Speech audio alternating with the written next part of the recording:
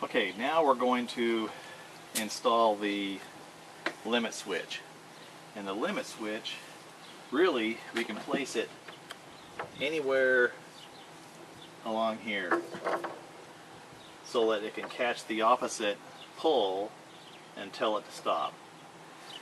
And what's nice about the limit switch is you only need one of them for both open and closing stopping points. So in this particular case, we're just going to temporarily mount this to the gate, and then we'll attach it more permanently later on. Okay, we have a temporary attachment of the limit switch, and just have it coming out just far enough to tap the opposite pull of the gate. So it's just kind of wrapped around with some ties, and then I'll permanently I'll turn it on its side and I'll permanently attach it to the piece of wood right here.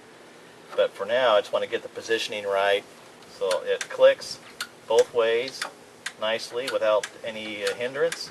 You can hear that click. And okay, I'm going to be lining up a kind of a big PVC pipe that's about 2 feet long, and I'm going to line it up about where that this trigger is going to be.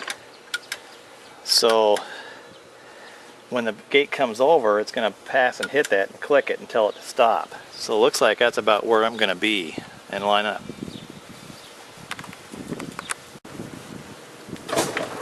Okay, here's our finished product. We'll probably paint up that pole a little bit, make it a little nicer for the garden, but nice stoppage right there. Now we'll show how it'll hit the post again, but it won't stop it, it'll just continue on. So we're going to close it, click that. Okay, now we're going to get this limit switch placed permanently. So I'm just going to make a mark right there. That's where that limit switch needs to come out based on the opening and closing stopping points. So I need to put it about right here. Okay, what we want to do now is we want to permanently mount the limit switch. And how we're going to do that is we just kind of line it up to where this is going to tap. And we want this to hit a bracket before it actually goes in so that it kind of lines up nicely. So we're just going to, okay, so I'm just fabricating a piece that will bolt onto here and kind of bend out, and somewhere where I can strike my limit switch just before it goes in and closes.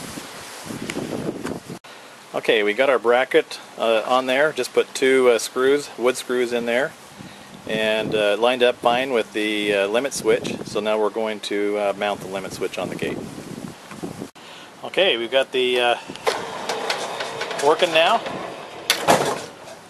where it just kind of catches that little lip, and then now we can open it up. And no worries. All set. Let's try it out.